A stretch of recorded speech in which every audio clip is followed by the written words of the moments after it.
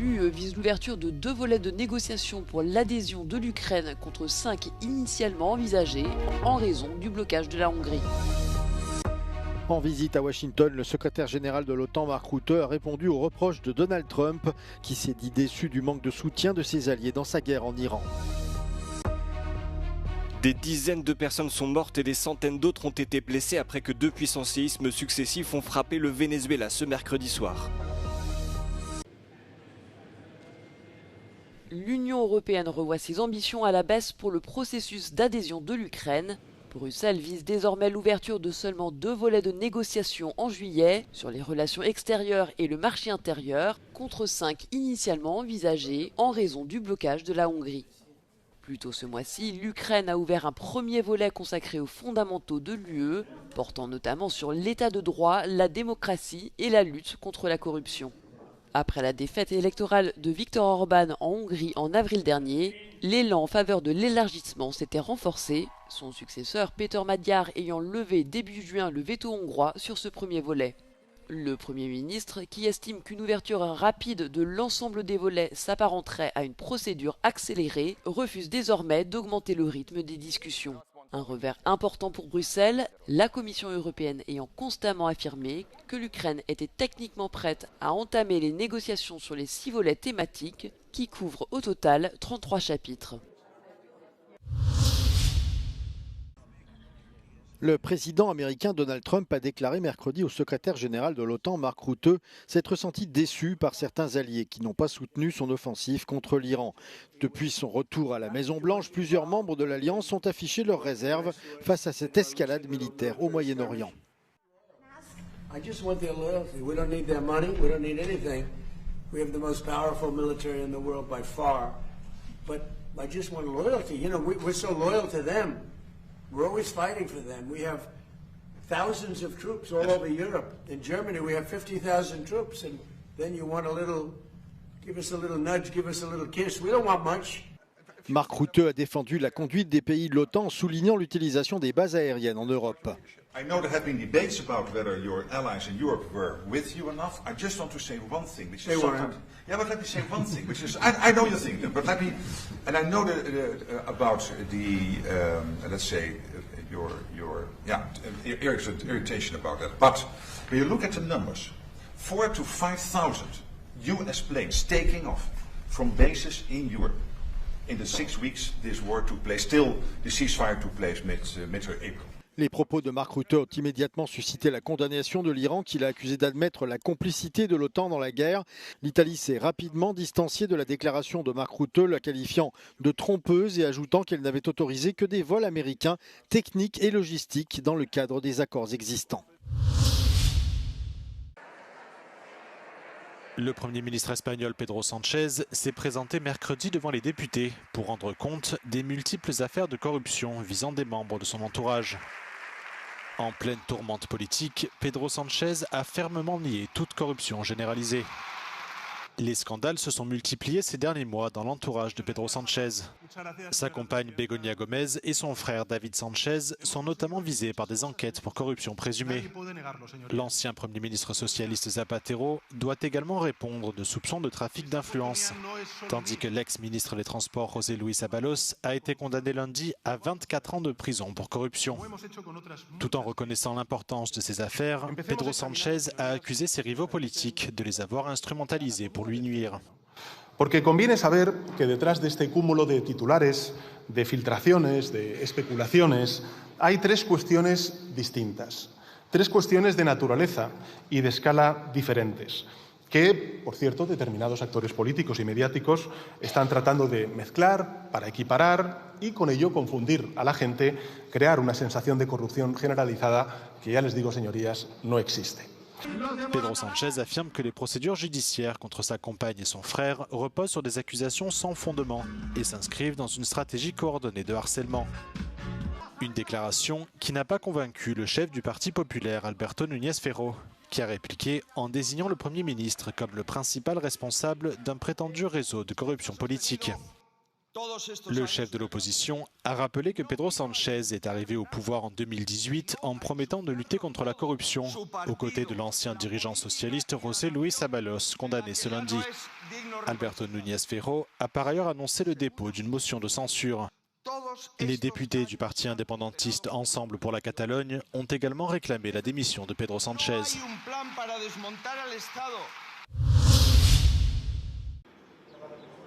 Le soutien à apporter aux millions d'Européens vivant dans les régions insulaires et côtières de l'Union européenne a été au cœur de la rencontre entre Raphaël Fito et Nikos Christodoulides.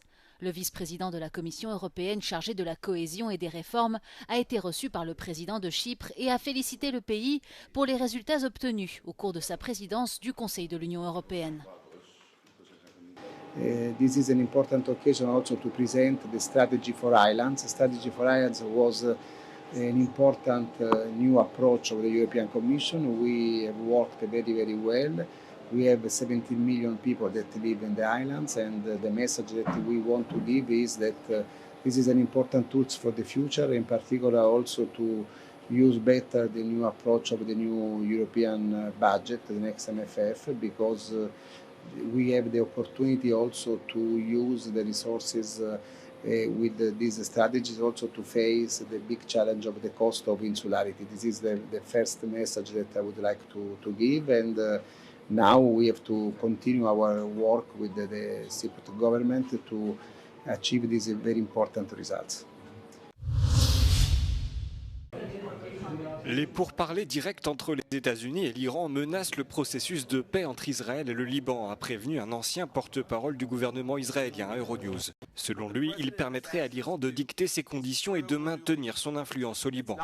Un 5e cycle de négociations entre le Liban et Israël a débuté mardi, mais a été éclipsé par la première session de pourparlers entre les États-Unis et l'Iran. The Iranian regime is trying to rebuild its network of proxy armies in the Middle East right now, and that's why Israel is warning that the direct US-Iran talks threaten to derail the fragile peace process between Israel and Lebanon itself. Israel's ambassador to the US this week warning we're heading for a train wreck.